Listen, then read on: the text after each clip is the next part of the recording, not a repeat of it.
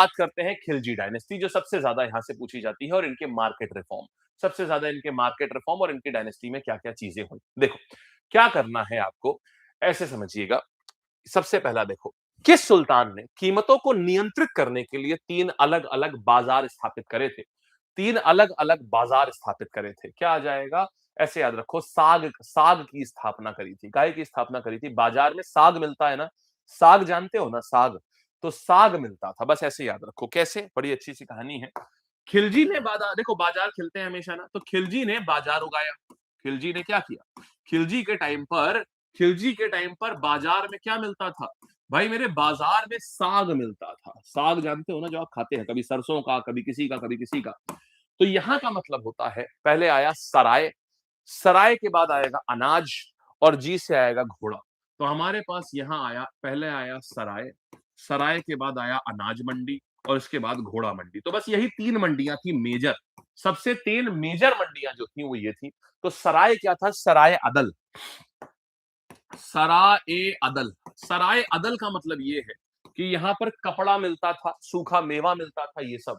तो यहाँ पर कपड़ा हो गया, ड्राई फ्रूट्स हो गए, कपड़ा, ड्राई फ्रूट्स, ये सब यहाँ मिलते थे। मतलब रोजमर्रा की जो चीजें हैं, रोजमर्रा की चीजें जो सेना को खरीदनी होती थी, वो आपको यहाँ सराय से मिलती थी। तो कुल मिला के तीन मेन मार्केट यहाँ पर स्थापित हुई है। कौन कौन सी आ जाएगी? एक आपकी आती है सराय, माने सराय अदल। फिर आपकी आ जाती है, ए से आ जाएगी आपकी अनाज मंडी, और इसके बाद आ जाएगी आपकी घोड़ा मंडी। ये तीन अलग मंडियां आ गई थी। अब देखिएगा, कपड़ा मतलब सारे, मतलब बड़े बड़ी चीजें थी। सराय में हमेशा बड़ी बड़ी चीजें होती थी, मतलब महंगी महंगी चीजें होती थी।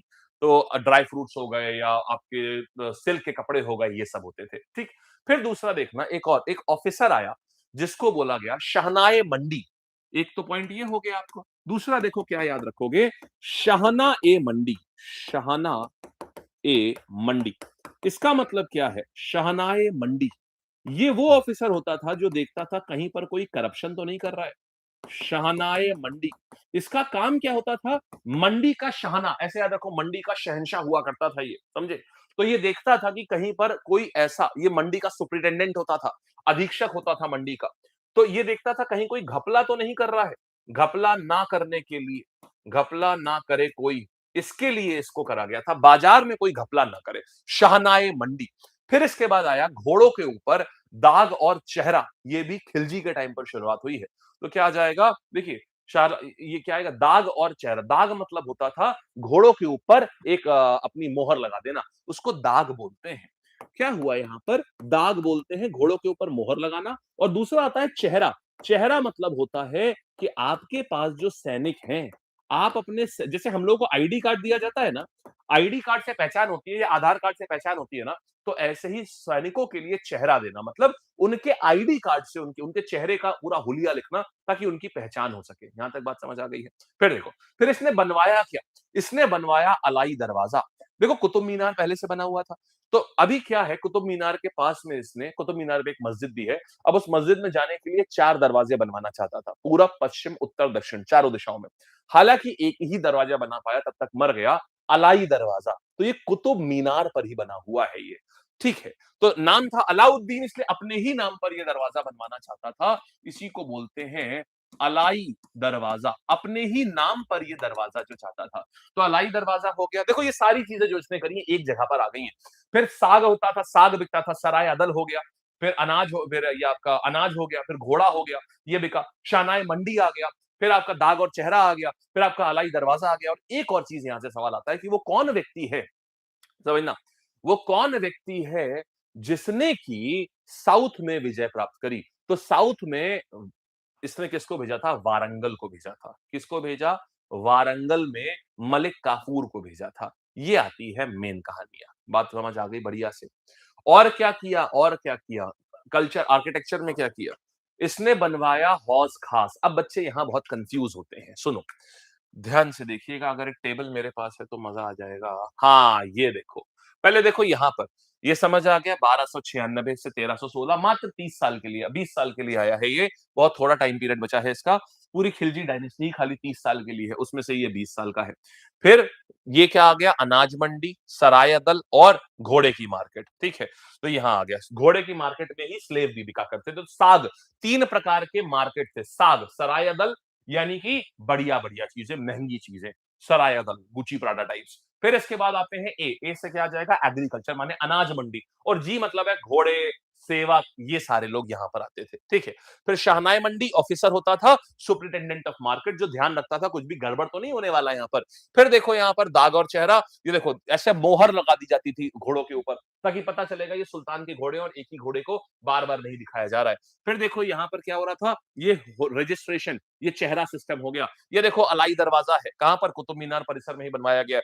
फिर देखिए मलिक काफूर के साथ में इसने यहाँ तेलंगाना में वारंगल विजय भी करी है। यहां तक की बात समझ आई? और देखो मेरे भाई, इतना बढ़िया से आया। अब देखिएगा, अभी आगे बढ़ रहे हैं, तो अलाउद्दीन खिलजी के सुधार की बात करते हैं। देखो, तो हमारे पास क्या आएगा? मिलिट्री रिफॉर्म की बात कर रहे हैं। क्या है अलाउद्दीन खिलजी का मिलिट्री रिफॉर्म? पहले तो नकद वेतन देना शुरू कर दिया इसने अपने सैनिकों को। फिर दाग और चेहरा प्रथा आप जानते ही हैं, माने कैश सैलरी और ये दाग और चेहरा सिस्टम। रेवेन्यू में क्या किया इसने? मसाहत, मतलब कि सबसे ज्यादा टैक्स था। भूमि की पैमाइश, मतलब नापना शुरू किया। सवाल पूछता है, बताओ मसाहत किसने करी थी? मसाहत का मतलब होता है कि जमीन को नापने का, और उसके बाद पता होता था किस किसान पे कितनी जमीन है, कि छज्जूलाल पे कितनी जमीन है, राम प्रसाद के पास में कितनी जमीन है। ये सब पूरे रिकॉर्ड होते थे खिलजी के टाइम पर, तो इसको मसाहत बोलते हैं ये। और टैक्स हाईएस्ट होता था 50%, क्योंकि इसकी सेना बहुत बड़ी थी, तो इसलिए लोगों से बहुत टैक्स लेता था। 50% टैक्स होता था यहाँ पर ये। और इस टैक्स को खराज बोलते थे, खराज, ठीक है। नाम याद रखेंगे, खराज। देखिए, देने में खराब लगता था, जो देने में खराब लगे वो खराज। तो क्योंकि ये देने में खराब लगता था, टैक्स देना हमेशा सभी को खराब लगता है। हम भाई लगता है, हमें लगता है हमारे हक की चीज जा रही है, तो खराब लगता था तो खराज हो गया। तो ये आ गया, 50% हो गया। फिर मार्केट रिफॉर्म की बात करेंगे, तो यहाँ इसने सभी चीजों का दाम फिक्स कर दिया था। आर्किटेक्चर की बात करेंगे, तो इसने सिरी का किला बनवाया है और हौज खास बनवाया है। अब सुनो, हौजे शमसी पूछेगा तो इल्तुतमिश, शाह से शमसी भी है, शाह से इल्तुतमिश भी आ रहा है, तो इल्तुतमिश जो है वो हौजे शमसी आया। हौज खास बोलोगे तो ये देखो, खासे खिलजी खासे खास, ये देख रहे हैं आप, खासे खिलजी खासे खास, तो ये दे ध्यान रखना, खासे खिलजी खासे खास, ये आ गया हौज खास। और उधर क्या है? शाह से शमसी, शाह से इल्तुतमिश, शाह भी, शाह पे एंड हो रहा है। तो ये तो दोनों के नाम से रिलेट करना तो कंफ्यूज नहीं होगा, ये बहुत अच्छा पॉइंट आता है। तो आगे आते हैं, तो सिरी हो गया, हौज खास हो गया और अलाई दरवाजा हो गया। चलिए सवाल करते हैं, आइए बालकगण, चलो शुरुआत करते हैं। बोलो भाई, आपके सामने सवाल है।